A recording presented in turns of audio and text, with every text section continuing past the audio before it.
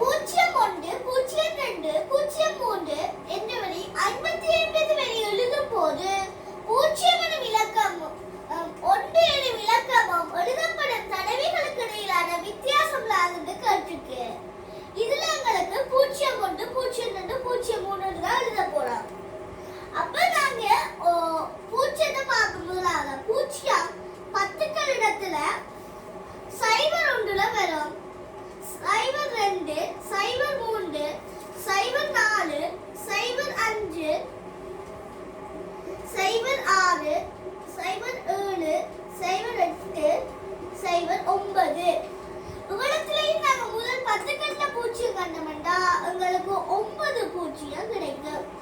இப்ப நாங்க பூஜ்ஜியம் ஒன்றுகள்ல பார்ப்போம். ஒன்றுகள்ல பார்த்தோம்னா 10, 20, 30, 40, 50 50க்கான வராது. ஏன்னா 55 வரை தான் கேட்டிருக்கு. இதுல எங்களுக்கு 1, 2, 3, 4, 5 பூஜ்ஜியம் இருக்குது. இப்ப நாங்க பூஜ்ஜியம் எழுதப்படும் தடவைகள் 5 சக 9 14 தடவைகள். பூஜ்ஜியம் 14 போடுவோம். இனி நாங்க ஒன்றுகள் இடத்தை காணணும். ஒன்றுகள் ஒன்று 10கள் இடத்துல இருக்கிறது. 10ல இருந்து ஸ்டார்ட் பண்ணும். 10, 11, 12, 13, 14, 15, 16, 17, 18 இனி 19 இவ்வளவுலையும் இருக்கிறது. உங்களுக்கு 10கள் வருது.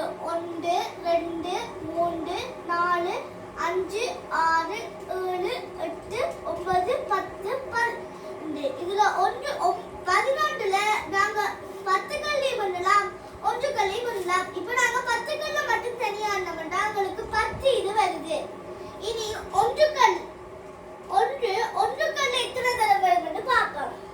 பார்த்தோம்னா 1, 11, 21, 31, 41, 51 அதுக்கு அங்கால வராதுன்னா 55 வரை.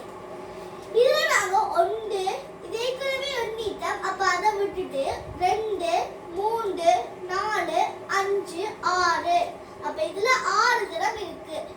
இப்ப நாங்க 10ஐயும் 6ஐயும் கூட்டினோம்னா எங்களுக்கு விட 16 கிடைக்குது. நாங்க இனி 0.14 கண்டுட்டோம்.